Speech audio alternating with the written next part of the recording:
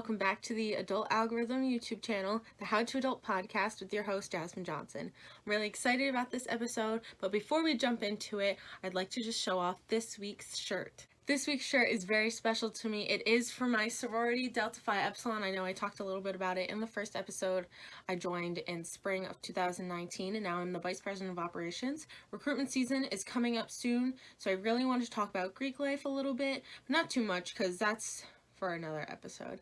But I encourage everyone, if you can, if you're listening, to go Greek. 10 out of 10 would recommend, and perhaps one of my favorite parts about Greek life is philanthropy. Philanthropy is huge in Greek life. It's really awesome, and Delta Phi Epsilon has 3 philanthropies, so it's awesome always talking about it, always being able to help someone out, and being able to fundraise money all year long. So we have 3, like I said. So we have CFF, which is a Cystic Fibrosis Foundation. We also have ANAD, which is Anorexia Nervosa and Associated Disorders. And we have the Educational Foundation, which is Sisters Giving Back to Sisters within Delta Phi Epsilon.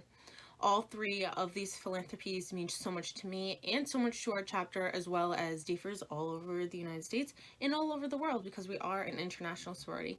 So if you'd like to donate to any of these philanthropies, I'll put the links down below. And yeah, let's get into the episode. How's it going, everyone? Welcome back to the Adult Algorithm, the How to Adult podcast, and I'm your host, Jasmine Johnson. If you are new to our podcast, we are all about helping you grow into your potential by teaching you things that our school systems have failed to basically teach us about basic everyday life things that we should already know going into adulthood. Before we get into the episode, I just wanted to talk about something really quick that I haven't before. So if you've noticed on any of our social medias, if you click the link, it brings you to a website that has multiple links on it. So that's Linktree, and I use that so everyone can have all of our platforms in one area. And the one link I haven't talked about is the one at the very bottom, and it's called Student Advising.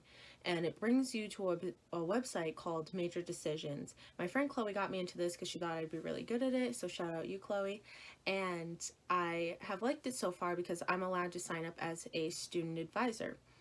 And like I said in my first episode, I've had lots of experiences, and it's basically there so I can help you connect with the resources that you need to.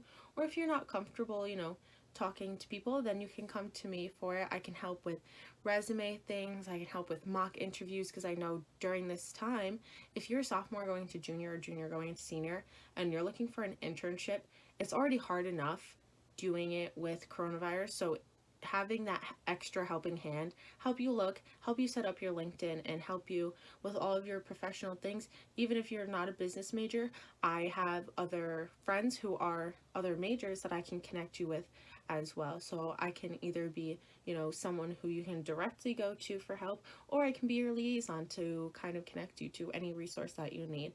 So if you are a student, you don't have to be just a first year. You can be a sophomore, junior, senior. I hope that I have sounded comfortable enough for you all to come to me, and it would be really cool if you guys reached out on it. So again, it's at themajordecisions.com, and the link is called Student Advising. It's the last one if you click the links on any of our social medias, and let me know what you think. All right, episode 3, here we go. This one's going to be a good one, and this is the definition of helping you grow into your potential. Today, we have my friend Alyssa talking to us about budgeting for millennials. This is really important for us. We talk a little bit about, student debt and how she budgets her life and how she got started and how you can get started as well. I mean, I'm already starting. I was starting to write notes, I was taking them down, and I'm really excited for you all to learn a couple things from her. Hi, Queen. Hey, Queen. Oh my gosh, I'm so excited for you to come on today. I know, I'm so excited to be here. Thank you for having me. Yes, I can't wait for you to teach me and all the listeners all your tips. I know, I do definitely have some really good tips for college students about budgeting, so excited to share that. Yes, awesome. Do you want to introduce yourself really quick? Yeah, so I'm Alyssa Simas. My budgeting Instagram, which is where you can kind of find me, is the.budget.student. Everything else was taken, so that's where I'm at. So I have an Instagram following there, and I pretty much just try to give tips and tricks on finances, personal finance, really, on there, and introducing myself a little bit. I'm a senior accounting major at the University of Rhode Island. I know it's Don't weird. leave me. Do I not know. leave me. I really don't want to leave. But yeah, so I'm a senior accounting major at URI. I'm from Bristol, Rhode Island, small little town in Bristol. And yeah, that's kind of a little bit about me. Yeah. So we were just talking about before we started recording how we met. We were both like, I don't even know, but we just connected so quick when we did. So we took a class together. We also are both URI 101 mentors for the past this year and last year. Yep. And that is so much fun. And then you were the sweetheart for one of the fraternities on our campus. And I'm in one of the sororities. So like my first frat party that I ever went to, I was like, once I saw you, I was so comfortable. Yeah. You just always have that vibe. I know. I definitely have always felt really close to you for a reason that I can never describe. Yeah. But like we haven't even known each other for that long, and we also don't like hang out super often, but it's just like whenever we see you, it's like we always pick up where we left off. Yes, exactly. So it's always nice seeing Jasmine's face. Oh, thank you. We also are both accounting majors, and we intern at the same place, which is so fun, and it's such a great company. And I'm really excited to have you on. So thank you so much. And just kind of jumping right into it and kind of exposing you a little bit because you are wild for this. So you are an accounting major, which is already hard in itself. And are you going to work for a Big Four accounting firm after? Yeah, so I actually already signed my full-time offer. No, you did not. I didn't know that. That's awesome. I did, yeah. Congratulations. So, thank you. So awesome. Yeah, we're set to kind of start. It's kind of looking like October 2021 or goodness. January. So that means you're taking your CPA soon. And for anyone that doesn't know, the CPA is a certified public accountant's exam, and it's hard. Hard to say the least. Yeah, it's like the most dreadful thing that any accounting major that wants to, work in public accounting, has to go through. And my first question, of course, has to be what keeps you so motivated throughout the past 4 years and taking 150 credits in 4 years as well? That's absolutely wild to me. Yeah, so with in order to sit for the CPA exam, you need 150 credits. So that can be 4 years in undergrad and a master's, but finance-wise, I just didn't have the money to actually take that 5th year. So I just decided, you know what, let's overkill and let's do it in 4 years. Because it could be really credits in whatever. It didn't have to be accounting. So I only have 13 credits left. Wow. And I graduate in May. So I'll be done with all my major courses after this semester. So next semester, it's just going to be gen eds basically. Wow. And I'll actually be starting to study for the CPA in March. So basically, to answer your question, how I stay so motivated is just knowing that I have that goal that I need to reach. Yeah. That's how that's the only thing that's keeping me afloat right now. I have goals that I want to reach. I want to, before I even start working, I want to have those exams done because it does come in 4 sections. So it's just really hard. And I just know that once I start working, I won't have the time. Yeah. So I just want to be done. I just want to complete it, ace it the first time, and be done. So that's how I stay motivated. Oh my gosh, that's fabulous. So speaking of goals, you help college students reach their goal with finance and money, and that all started with your Instagram page and blogging. So what made you want to start this blog and help millennials budget for their life? Yeah, so a little backstory. My parents are immigrants, and I basically, ever since I was 12 or 13, I've been kind of helping them with their finances, whether it's paying bills online because they weren't sure how to do it, or making sure that they had enough and things like that. So basically I was like, I reflected it upon myself, and I realized that a lot of my friends were actually struggling with keeping up with bills, or like not having enough money just to even go out with your friends and things like that. So I was like, let me put myself in their shoes as well, because I was always pretty good with my finances. And I said, let me put myself in my friends' shoes and let me try to help them. So that's kind of why I wanted to start it. Eventually, down the road, I hope to one day, like, I would love to open up a nonprofit to help immigrants as well with their finances. That's kind of like the goal. Oh my gosh, finance queen. So do you want to kind of just walk us through what and how you budget your life? Yeah, so right now I'm on a fairly small income because hashtag college student. Yep. I'm working at URI right now, just like as like a just a side thing. So my income is fairly small. So what I will do is every time that I get paid, which is biweekly, I will take that money and I will say, okay, where do I need the funds to go? Every single dollar, every single penny has a place that it's going to go, so I categorize it. So say I get $500 this week, for example. Never get paid that much because, like I said, college student. But if it's $500, enough.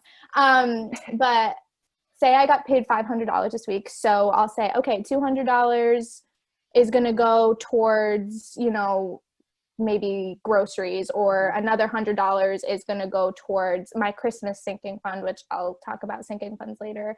And then maybe like another 100 will go towards my car maintenance sinking fund. And then kind of go from there. So basically at the end, everything will equal zero. I also have like spending, gas, things like that. So basically every dollar gets itemized, and it has a place to go. So that's how I do it. That's awesome. When did you start this? I really started budgeting, like actually sitting down and writing out a budget, actually on a Google Sheets because accountant. So I actually started about a year ago. We're kind of looking back at it like a year now. And that's where I actually categorized everything. And I was like, every dollar knows exactly where to go. So what is a sinking fund, if you don't mind me asking? Yeah. So basically a sinking fund is saving for a rainy day, or having the money set aside for certain expenses that are going to come up. So for example, one of my favorite examples is an oil change. It's coming, it's not an emergency, and I actually have the money set aside already in cash. So when I go get my oil change, I'll take that envelope. And literally it's an envelope, and I have cash, and I pull it out, and then they're always like, oh my God, you're going to pay with cash. And I'm like, yep, I am. I'm going to pay with cash. That's right. So I have it ready to go.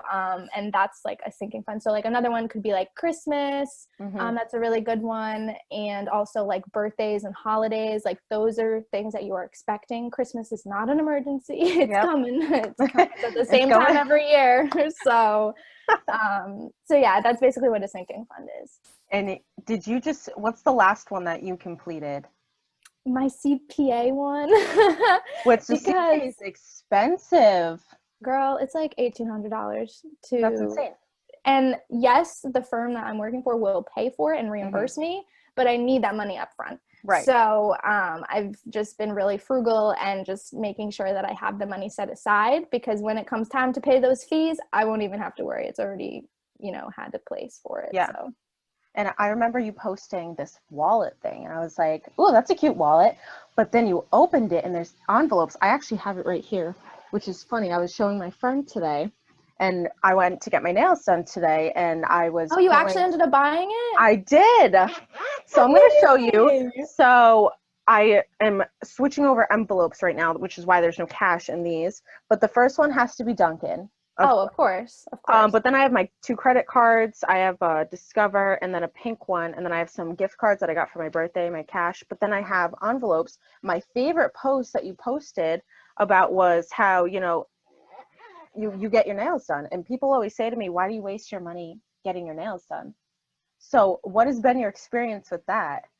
Yeah, so recently I like haven't been getting them done just because like I'm really, really set on my goals. But when I was getting them done, I was just setting the money aside every month. Like if you go to get your nails done as often as I was getting them done, you know how much it is every month. You know how much it is every time with tip and everything. Like, you know. So I would just have it like on a monthly basis. So that could be like a sinking fund as well. Say if you wanted to just like have the money every month, or even if you wanted to go crazy and be like, okay, I know how much it is for the whole year. I know how many times I get my nails done. So honestly, I think of budgeting as like not like just prioritizing what you like. That's what the best part about budgeting is. Like it's not restricting yourself. You can spend whatever you want. Just make sure you have the cash for it and you're just not getting yourself into more debt. That's just what the what the issue is with society, I think. Yeah. What do you think is the reason why people our age have such a hard time saving money? Yeah, honestly, I think it's a materialism thing. I think as we're scrolling through Instagram, we see, these famous people with like all these products. They're always having codes and like things like that, sales. And I think as like millennials, Gen Z, we're like, oh, we need that. Or because they said that they needed it, I need it too.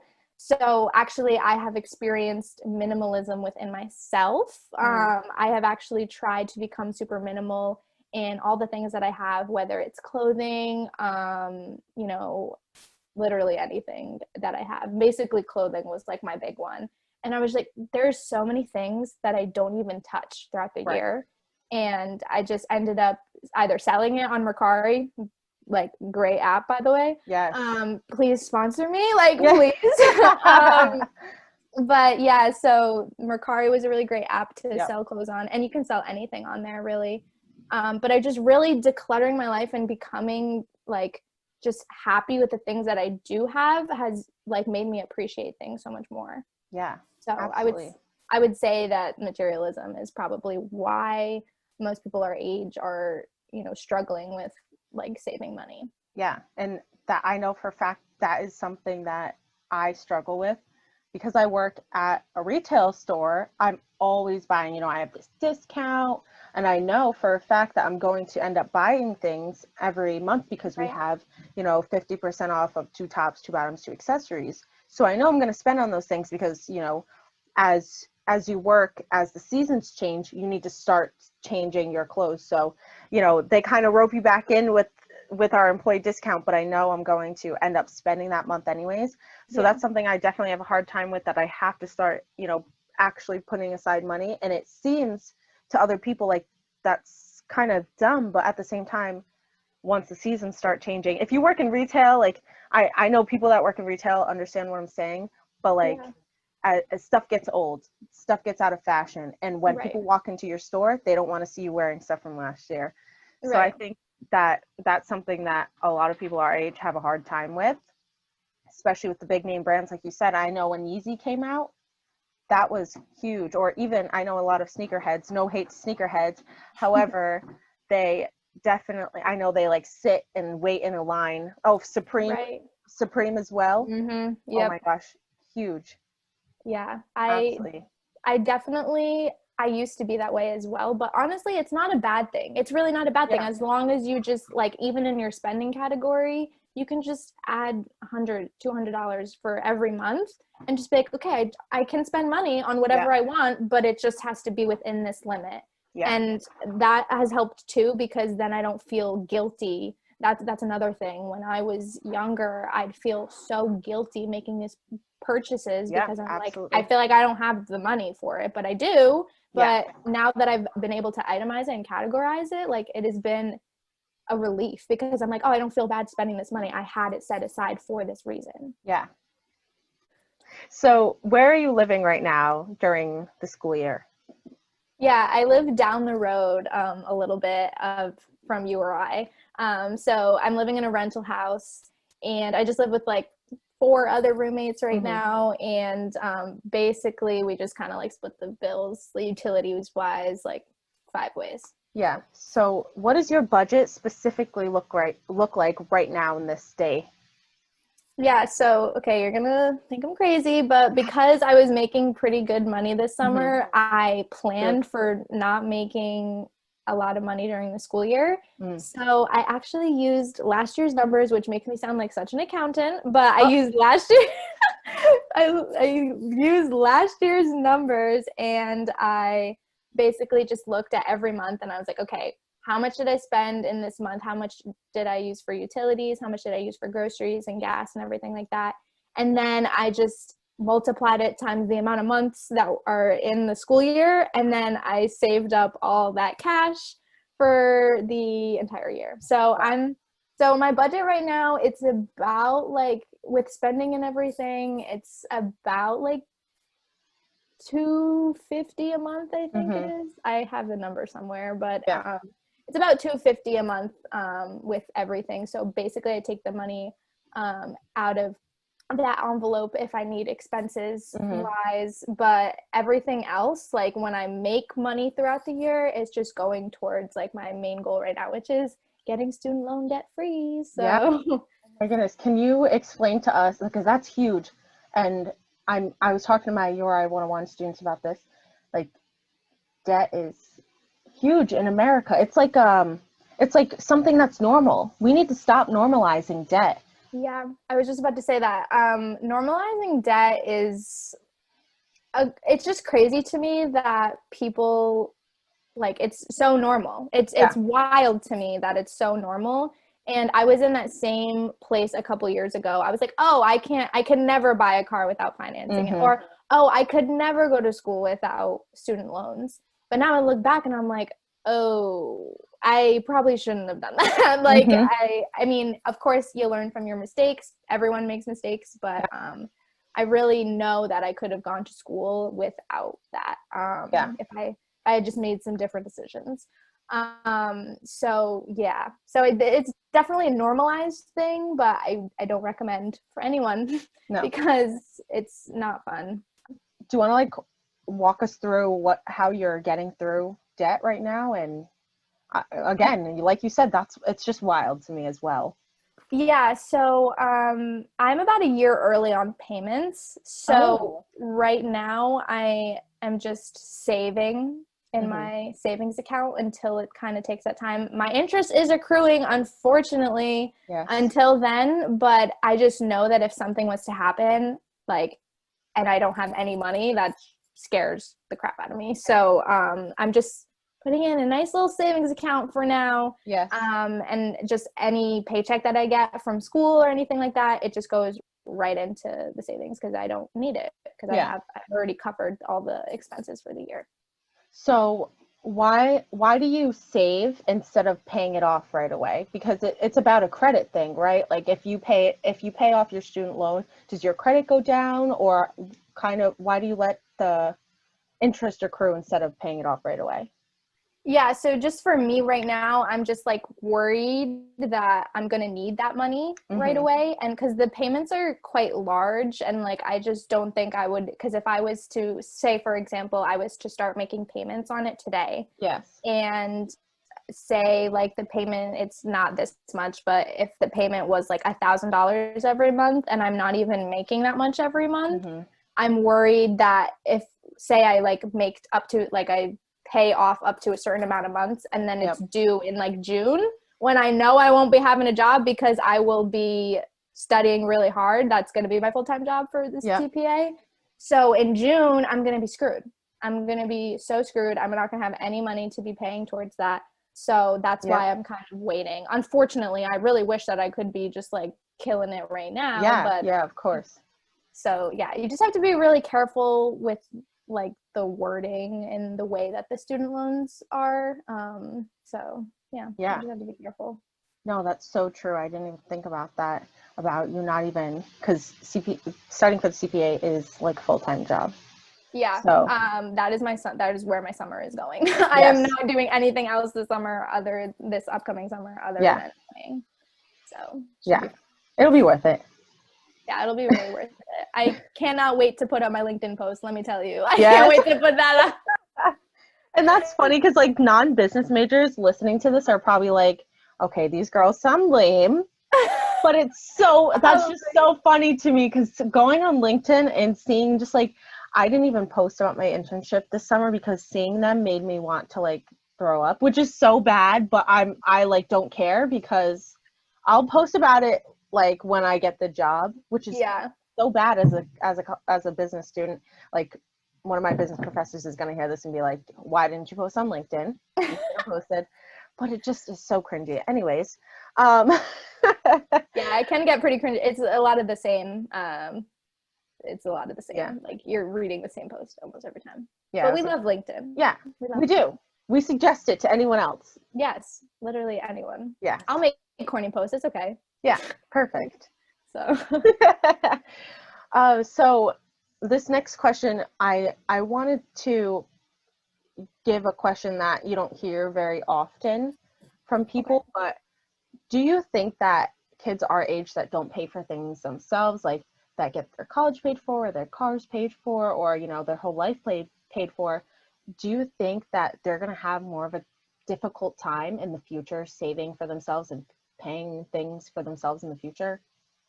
Yeah, unfortunately, yes. I think that, at least for me growing up, I was kind of disciplined to like, okay, like, you got to pay for things on your own. And it has taught me a lot. It may have been the hard way, but it taught me a lot. But I don't think that it's like difficult in that sense. Right. I think just the transition period would be difficult, but then once you get the hang of it, you know, you're kind of like, oh, I can do this, no problem. Yeah. So, you know, and this is not to offend anyone, that I wish that my parents could have afforded that for me, and they wish that they could have too. But yeah, I think just starting off with really small goals and then making those big goals, that's like the best advice for them as well. Like, anyone who is going through that, like trying to adult right now, that's probably like the best advice. Like, start with really small financial goals and then make those big moves. Yeah, that's what this podcast is all about. It's all about adulting. It's all about learning how to adult together. And even you're a senior in college and you're this close to going out into the work world. Like, are you nervous? Yes, but like, I think I'm ready. Yeah. I think I'm ready. I'm like fed up with assignments and like everything else at this point. I am going to miss like college life. And like being around like my friends all the time, but you know, I think I've kind of been prepared for this for a while.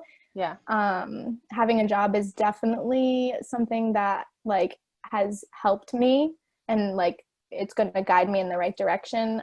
I hope that everyone else can find a job as well in their career path. So because I was going to ask, that's a perfect example. So I was going to ask, like, what do you think has prepared you the most for adulthood?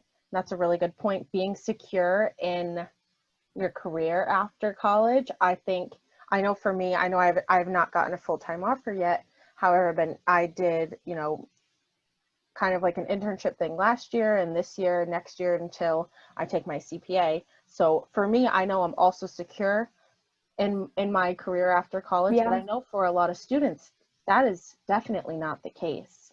Yeah, it's hard, but I would just say, like, go to those career fairs. Like, they're not doing that for shits and giggles. Like, they're doing that for you. So I would definitely go to those career fairs, reach out. There's career advisors at every school. I know that for you or I, there's like a whole building dedicated to it. Doug.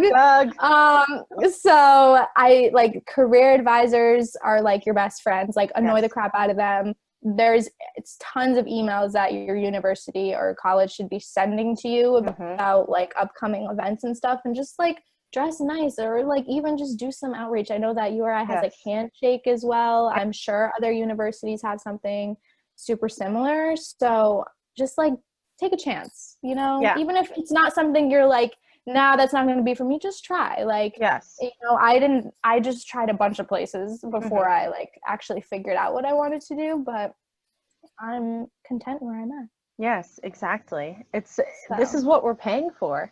Right. We're paying to get a career after college, and when we don't use those resources, that money goes to waste. Yeah, unfortunately. Oh, Yeah. I hate to hear that money goes to waste. I know. It's probably like your worst nightmare. It is. So for our final question that I like to ask, our guests, but as a college student, what is the advice you would give to students transitioning from high school to college, or even students that don't go to college, students that, come from high school but go into the workforce or the military right away? What's your biggest advice to them? Avoid debt at all costs. That is literally my best piece of advice. Yes. Like, don't normalize debt anymore. Definitely just try, like, if you don't have the money now, save up for it. Do whatever you can. If you're going into college, get those scholarships. Yes. Do that grind. Like, just do whatever you can to not get into debt. I promise it's not fun. I really promise you it's not fun. So Crazy. that's probably like my biggest advice. Yes, that's awesome. Do you want to just tell the listeners one more time where they can find you at? Yeah, so it's at the.budget.student. Again, everything else was taken, so I hope you don't have a hard time finding me. So yeah, you can find me on there, and you can watch me on my debt-free journey. Hopefully I can do it faster than I think I can. So. Yes, I'm rooting for you. Everyone at the Adult Algorithm is also rooting for you. And thank you so much for coming on. Thank you for having me. I hope you all learned as much as I did, and even though you had to listen to us be accounting nerds for quite a bit of that, I hope you learned something throughout all of it, and maybe you guys can become accounting majors too. Just kidding, it's a trap. Anyways, so, besides the point, irrelevant. And like Alyssa was saying in the episode, it is so important to start now because you are going to look back on it and say, why didn't I start earlier? I should have set myself up for success. And that is exactly what this episode was for. So you all can go back and kind of rethink what you can do in your financial life that can help you in the future. And as always, if you're looking to keep following us on our amazing journey so far, you can follow us on all of our social medias at The Adult Algorithm. You can follow us on Instagram, Spotify, Facebook, YouTube, you name it, we probably have it, except for Twitter. I can't figure out Twitter for some reason. It gives me a hard time. But anyways, all of our other social medias are at The Adult Algorithm. On that Linktree link, it has all of them, as well as the student advising one right at the bottom. So if you need help with anything in school, let me know and I can connect you, be your liaison, or I can be your main resource. And yeah, I can hopefully help you grow into your potential, and so can we at The Adult Algorithm. So I'm really excited to see you guys in the next episode. And yeah, this is Jasmine with The Adult Algorithm, signing off. Bye! Bye, YouTube.